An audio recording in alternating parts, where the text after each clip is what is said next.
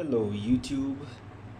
Well, the candy beta that was here didn't make it, and he will be here temporarily until the next host comes in, and I'll move him back into the community tank.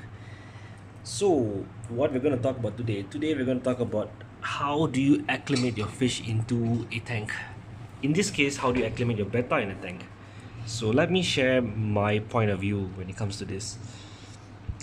So this is what happened to me.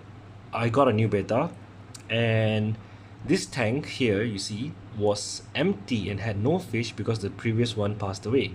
So it was empty, but there were only snails and plants. And what happened was, after like 5 days, we had mosquitoes, at least mosquito larvae. And when that would happen, of course, they were like all around the tank, especially at the bottom and then some at the top. And of course, that is a really good feast for any upcoming beta, definitely. And that's what I did. And a new beta came in, and then I acclimated the beta. I let it float for half an hour and then let it go, and it had the feast of its life. But here is where the problem started. After a day or 2 days, he started getting sick and bloated. I suppose it was constipation, and then I stopped feeding him for about 4 days. And when I tried to feed him, he wouldn't even eat. He wouldn't even take peas. Basically, he was just against anything I would feed him, and I knew something was really wrong with him. And what I did, well, there's nothing much I could do actually. I took him out, tried to medicate him, and he passed away like a few hours after that. So what I'm trying to put out here is that the thing is, when we have a new fish in our tank, so when you have a new fish in our tank, we gotta know is that they are not fully adjusted to our water parameters. This would come in many levels, perhaps the different minerals in our water, the different pH, the carbonates, maybe even vitamins for some of you who add stuff to the water from your dechlorinator. And what would happen is that when you have a new fish that is in the tank, do not feed that fish. Just save yourself the hassle and don't feed. Your fish will be fine. At least the first 1 or 2 days, just don't feed the fish. Preferably give it 2 days before you start feeding. What this would do is that it allows the fish to adjust to your water parameters, and then once it's fully adjusted to your water parameters, and then you can start feeding it. Why? Because when your fish is in a new environment, it's really stressed out. It is not familiar with the water parameter. And what happens in that case is that your fish would be quite vulnerable.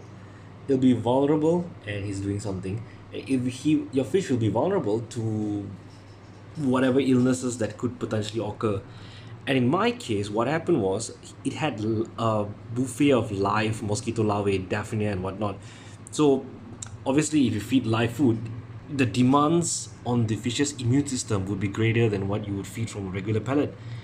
And this guy unfortunately couldn't adapt. I checked with the seller, and turns out their water was a lot more different than what I have here. And that candy beta passed away. He just got sick. So lesson of the story is, if you're getting new fish, when you're acclimating them, make sure you float them at least, if you're really that busy, at least 15 minutes on the back, on the water surface of the tank. And once you're done with that, and then you can let them go in the tank, but don't feed them by all means. Just don't feed them for at least 2 days. Give it 2 days, just don't feed them. Your fish will be fine. They won't die from starvation. They can live quite long without food. A lot of them can easily go 2 weeks without food, so don't worry about it. And once you're done with that 2-day period, make sure your temperatures are stable. If it's really cold, use a heater if you need for certain fish like betas and flower horns, and those that don't need a heater will be fine.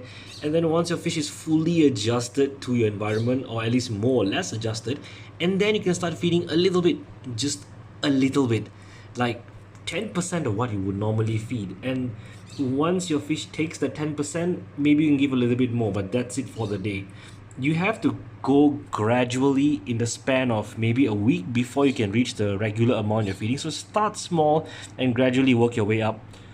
So by then, after that 1 week period of whatever fish you have, they would be more or less comfortable, and you can start feeding them normally.